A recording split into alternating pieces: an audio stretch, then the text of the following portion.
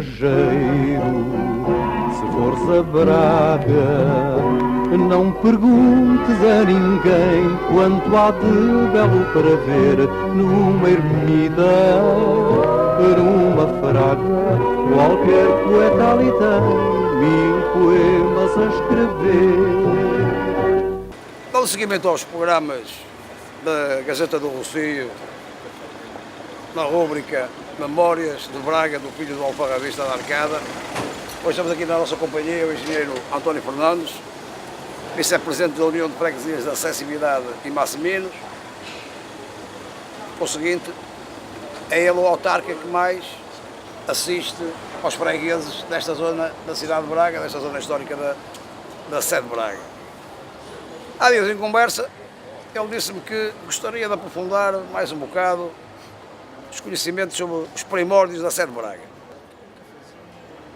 Para a gente encontrar os primórdios da sede de Braga, temos que ir muito atrás e temos que nos lembrar que Braga, a partir do ano 215 ou coisa parecida, passou a ser capital da província romana da Galécia, que era uma província que vinha desde Corunha, lá em cima na costa norte atlântica, até mais ou menos, olha, até a terra da... Apanhava com a Galícia? Até mais ou menos à terra da tua esposa, até ali, aquela região ali entre Porto e Coimbra, portanto, era essa a região da Galécia. E Braga era a capital. Ora, isto a partir de 200 e picos. Ora, se por volta de 300 e qualquer coisa, o imperador Constantino transformou a religião cristã em religião oficial de Roma, naturalmente que pouco tempo depois, seguramente que os cristãos tiveram que aqui nesta zona, nesta província, criar a sua sede.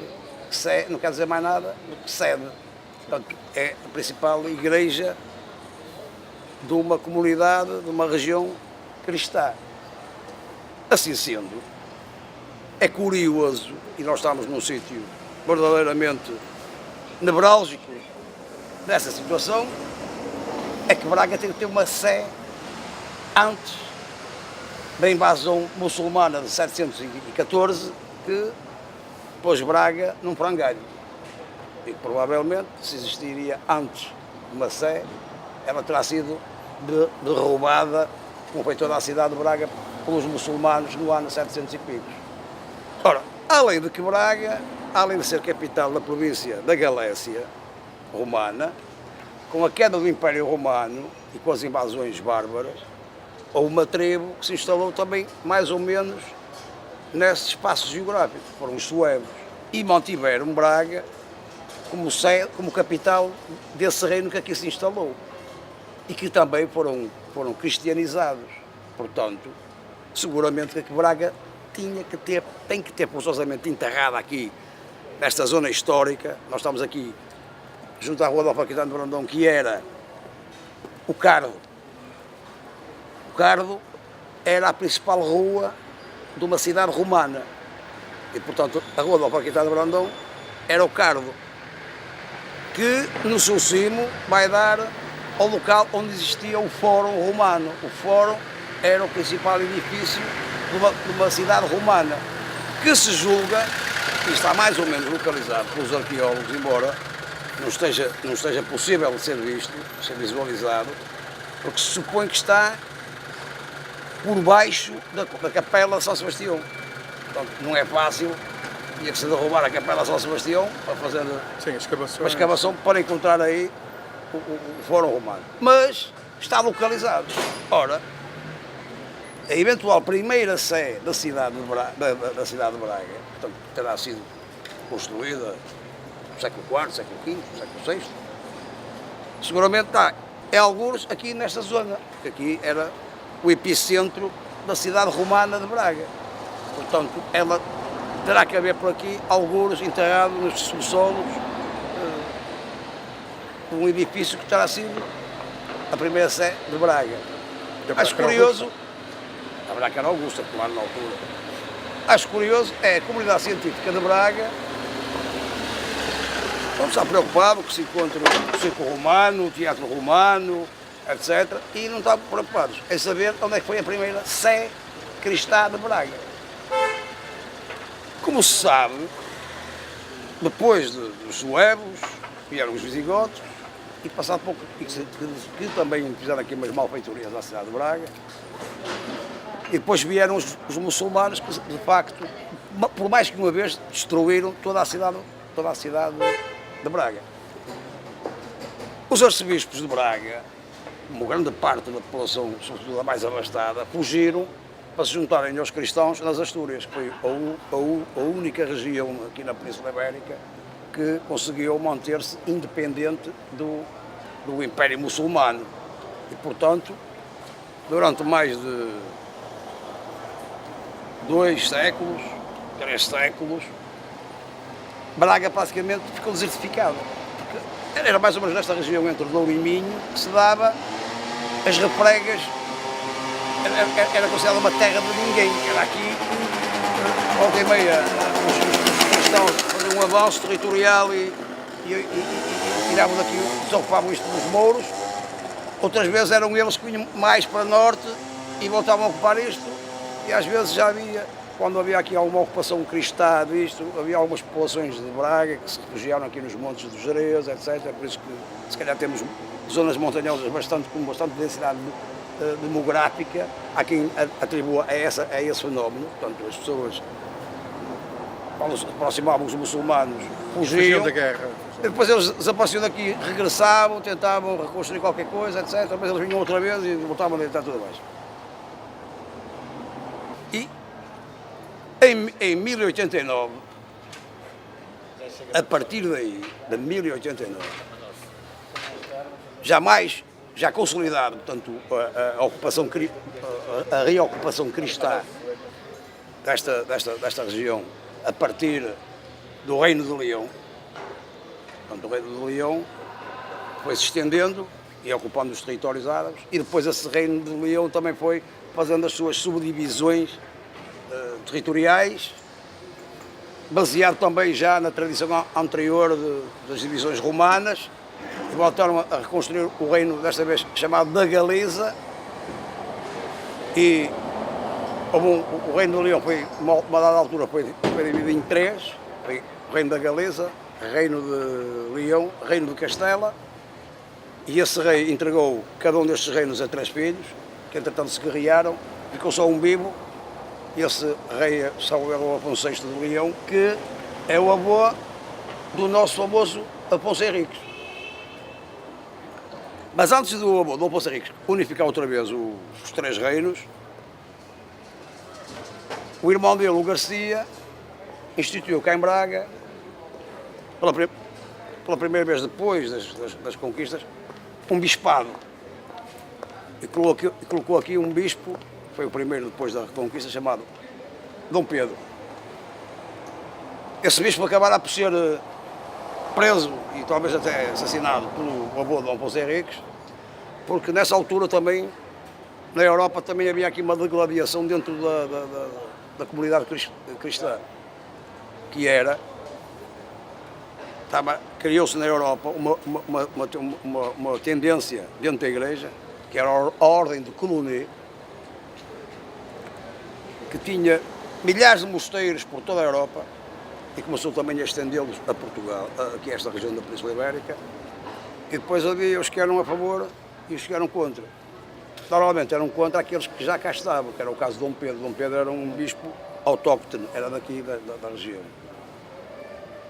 E era aliado do tal Rei Garcia, o avô de Dom Afonso Henriques lhe tratou da saúde ao irmão dele, a esse Garcia, por inerência também os aliados dele. E o aliado dele era precisamente o bispo Dom Pedro de Braga, que é ele que benze em 1089 a primeira pedra da construção desta catedral.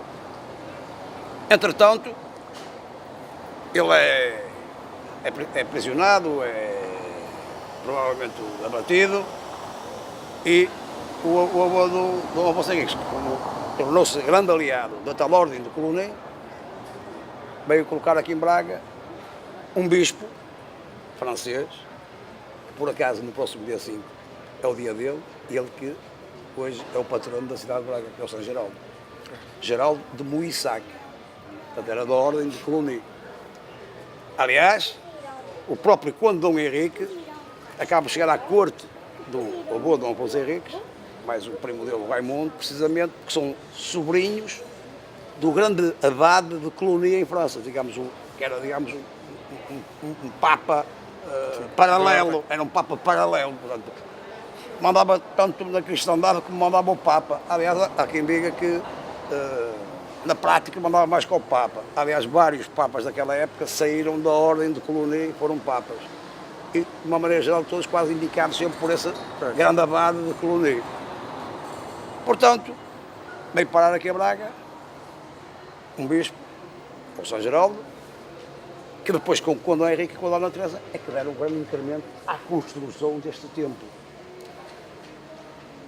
E até porque o Dom Henrique e a Dona Teresa, como tinham aqueles espíritos independentes, também tiveram que lá da perna com a catedral, por uma razão simples, não ia chegar à beira do Papa, dizer que queriam que este território fosse independente, se nem tinham sequer uma catedral. Portanto, isto era de uma importância vital. Aliás, parece que o Dom Henrique até autorizou o arcebispo de Braga a cunhar moeda para poder se afirmar junto da Santa Sé. E para poder ter mais recursos para construir a Sé. Esse São Geraldo é importante na medida em que passou a ser reconhecido por Roma o primeiro arcebispo de Braga, porque naquela altura havia uma grande guerra entre várias sés daqui desta região, da Península Ibérica, porque Braga, antes da chegada dos muçulmanos, Braga, o bispado de Braga é que superentendia nos vários bispados que havia aqui na região, em Lugo, Mondoñedo, Coimbra, Guarda, Viseu, e mais Tui, etc. Depois, quando Braga é derribada pelos muçulmanos e desapareceu o bispo, quer dizer, o bispado de Braga nunca desapareceu, o bispado de Braga foi para Lugo ou para Mondoñedo, assim, qualquer coisa, mas, quer dizer, na prática desaparece. Não é? Mas com a reconquista cristã e com o Dom Pedro I e depois com o São Geraldo, que tentam reafirmar portanto, os privilégios que a Sé de Braga tinha antes da invasão muçulmana, criaram-se também muitas animosidades. Por exemplo, Santiago de Compostela. Santiago de Compostela começou-se a impor da altura que estavam por aqui os muçulmanos, não é? Porque está muito mais a norte, portanto, digamos que quase não teve, os muçulmanos não chegaram lá, e passavam lá uns bispos muito jeitosos, nomeadamente um que veio aqui roubar umas relíquias aqui a Braga, o Gelmeiras, não é? Eu acho muita piada aqui, umas pessoas que fazem os passeios a pé para Santiago. Eu acho que eram os de Santiago que iam fazer os passeios a pé a Braga, mas são outras histórias. E por essa altura havia aqui uma grande rivalidade entre Braga e a norte, Santiago, e Braga e Toledo. E foi necessário o Papa voltar à liça a dizer que Braga era primaz das Espanhas. Daí, hoje as pessoas não percebem lá muito bem qual é a importância disto, de ser primaz das Espanhas, quer dizer, a importância dessa palavra é isto, quer dizer, havia digamos, bispados de primeiro escalão e depois havia os bispados de segundo escalão. Por essa altura, portanto, os bispados de primeiro escalão passaram a ser chamados de arcebispos e os outros de segundo escalão continuaram a ser os bispos. Ora, só que nessa altura do São Geraldo e do Dom Henrique e da Dona Teresa, embora a Sé fosse neste local, e embora mantenha e conserve algumas coisas da primitiva, mas isto não era assim. E para vermos como é que isto era, vamos ter que sair daqui e ir aqui a um lugar nos arredores de Braga, que aí é que vamos ver como é que é a Sé, portanto, esta Sé primitivamente. Não é a Sé primitiva, porque a Sé primitiva seria do século IV. Sim. Esta é nos primórdios que ela foi construída, qual era o aspecto da fachada dela, e está aí num local, as pessoas passam lá e não fazem a mínima ideia o que é aquilo. Nós vamos tentar mostrar aí às pessoas. Okay. E portanto agora vamos meter ali no nosso carrinho, vamos fazer uma viagem de 3 ou 4 quilómetros. Vamos então continuidade à história dos primórdios desta atual sede de Braga, que começou, a primeira pedra foi lançada em 1089, como já vimos pelo Bispo Dom Pedro. Estamos aqui numa capela que julgo pouco conhecida na cidade de Braga, e mesmo as pessoas que vão passando por aqui não fazem se calhar a mínima ideia do que é isto. Por outro lado, há algumas pessoas que, por corruptela popular, chamam a isto a Sé Velha. O que não sabem é porquê. E alguns deterioram a coisa e dizem que isto foi a primeira Sé de Braga. Mas não é nada. O que acontece é que isto é capela de São Lourenço da Ordem, que segundo o Cônego Gobelino, de obra de 1920, diz que esta capela foi construída pelo arcebispo de Braga Dom Diogo de Sousa, portanto entre 1505 e 1532, que era para servir de apoio a uma gafaria que aqui foi instalada. Uma gafaria, para quem não sabe, era aquilo que antigamente se chamava de perusaria. Eram campos onde se colocavam pessoas com doenças altamente contagiosas, que era necessário isolar o resto da comunidade, e que se vê isso muito bem naquele filme, no famoso filme do Ben-Hur, que foi quando é que foram desterradas a mãe e a irmã terem apanhado a lepra. Em Portugal, as gafarias não foram tanto usadas para o próximo, mas foi mais para as pestes que se abateram sobre Portugal e a Europa durante, portanto, entre o ano 1000 e o ano 2000, em que houve pelo menos 4 surtos de peste, alguns deles que dizimaram quase mais de um terço da população da Europa. Portanto, o Dom Diogo de Sousa terá criado aqui uma gafaria e instalou aqui esta capela para servir, digamos, de apoio religioso a essas pessoas. Como por essa altura o Dom Diogo de Sousa e mais tarde, em 1700 e picos, o arcebispo Dom Rodrigo Moura Teles alteraram completamente a fachada da Sé de Braga, o arcebispo, pelos vistos, teve o bom senso de fazer uma fotografia que se podia fazer na época da fachada primitiva da Sé de Braga, que é aquela que está ali, a reprodução. A primitiva fachada da Sé de Braga é aquela. E não existe mais nenhuma representação gráfica ou pictográfica da fachada da Sé. E agora repara, se tiver gente da Sé,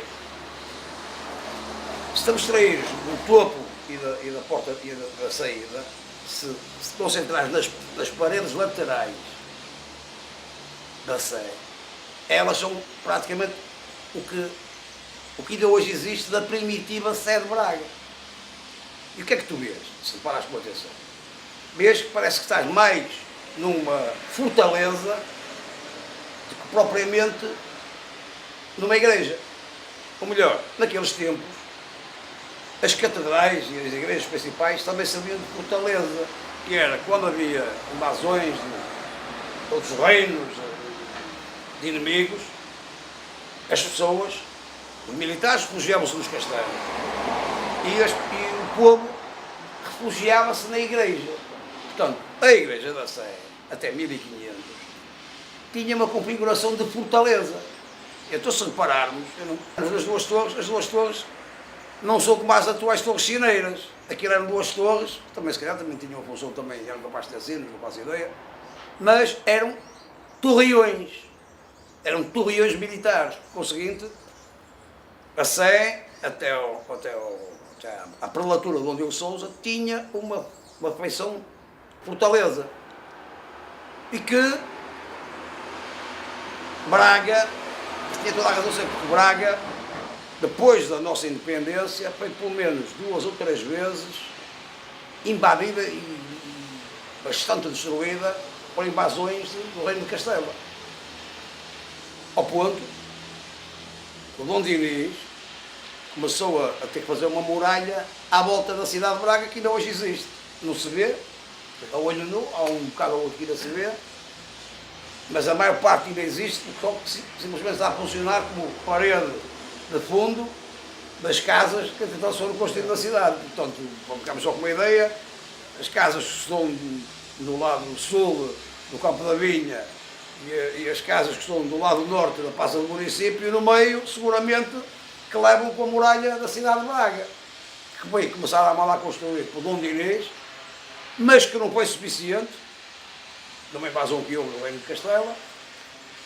E depois, o Dom Fernando, com o Dom Fernando, e portanto em 1370 e pico, a cidade voltou a ser molestada, por aquelas famosas guerrinhas que o Dom Fernando andou sempre a fazer com o Castela, que chegava a ser o rei de Portugal de Castela, e Braga voltou a ser assaltada pelos castelhanos, e o Dom Fernando ainda repulsou mais a muralha da cidade. Portanto, a sede de Braga ter aquela forma portanto, de fortaleza, fazer todo o sentido, não é? Se vês as paredes que ainda existem laterais, aquilo não tem janelas, tem umas frestas que serviriam para vigiar e que simultaneamente para se defenderem com lanças e com etc. Portanto, o Dom Diogo Sousa, entre muitas obras de categoria que fez aqui em Braga, uma delas que fez foi preservar a imagem de como era a primitiva fachada desta sede de Braga. E, portanto, aqui o povinho, o Corruptela vai dizendo que isto é a Sé Velha. Já não sabe bem o que isso é. Em relação a esta capela. Olha, agora, mas antes, depois, está ali uma imagem de uma Nossa Senhora. Se reparares bem, aquilo dá origem ao primitivo brasão da cidade de Braga. Pois. A Senhora no meio de duas torres. Pois. Que existiu até acabar a monarquia. Era esse o emblema da cidade de Braga.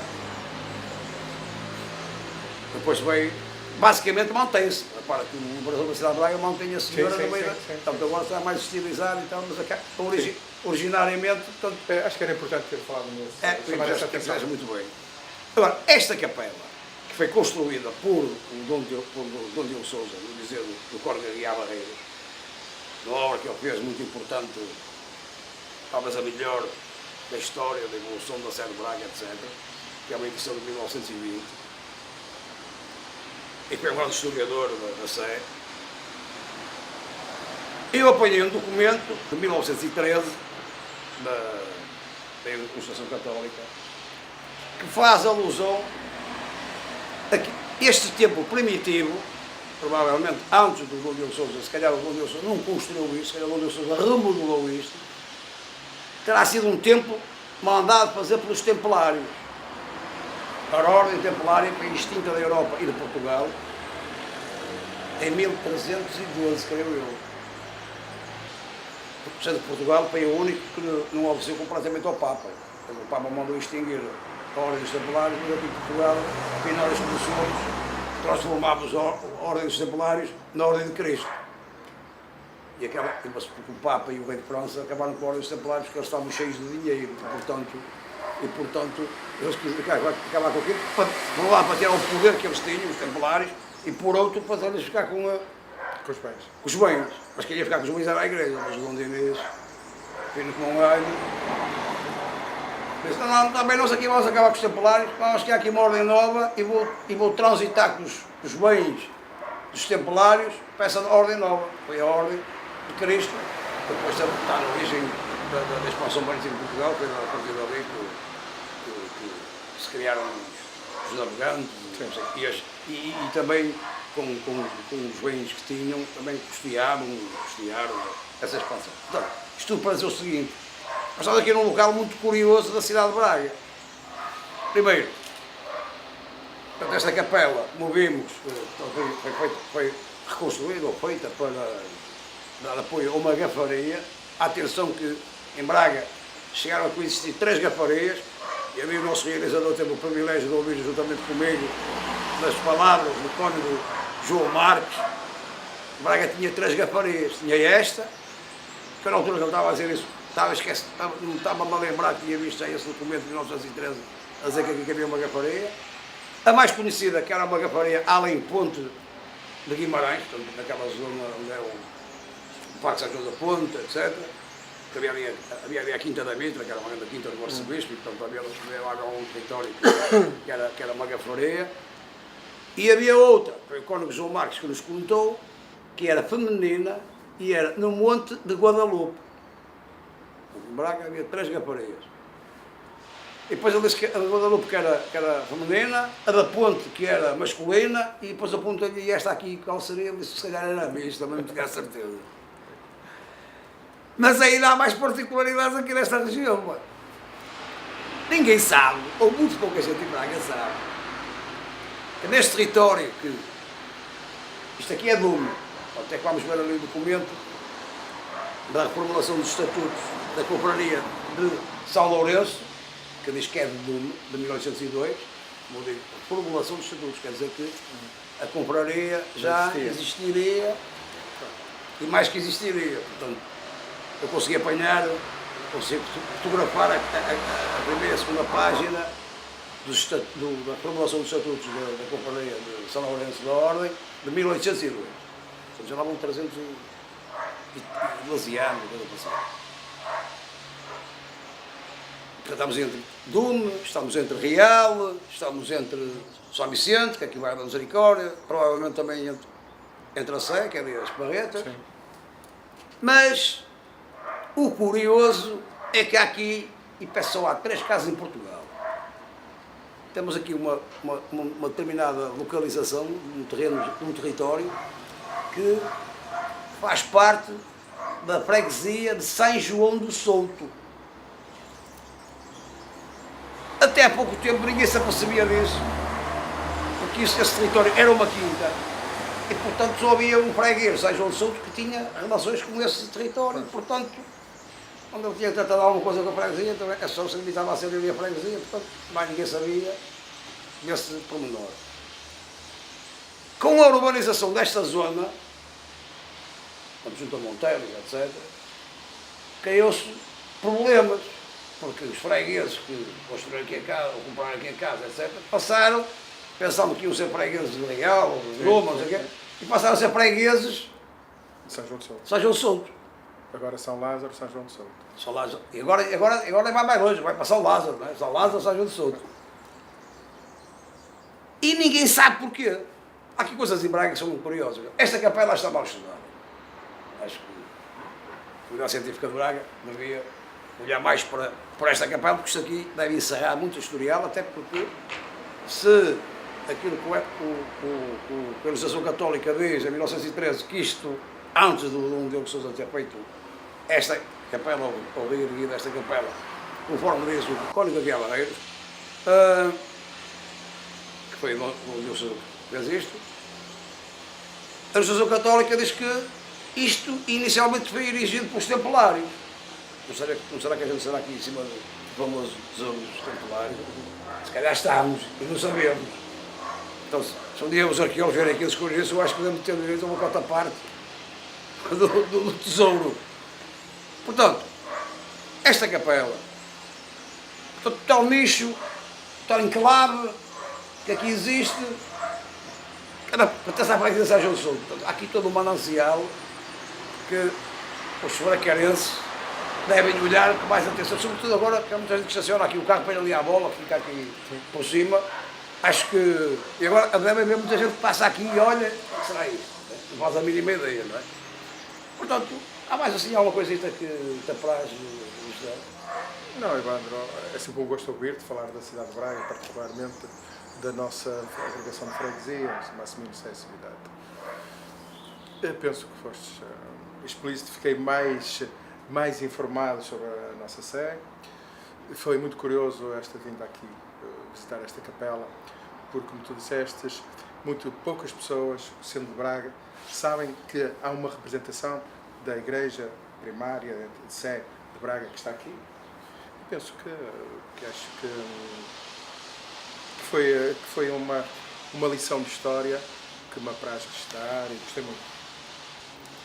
Quem quiser conhecer os meandrinhos da fundação da nossa nacionalidade, as manigâncias que naquele tempo se faziam entre as cortes e as guerras das cortes e que se passavam lá no meio, aqueles fidalgos e não sei o quê, como é que a Dona Teresa acabou por casar com o Conde da Borgonha, porque diz aqui a Isabel Stilwell, eu estou ainda vou, não cheguei a meio, mas o que li até agora é surpreendente e agradável.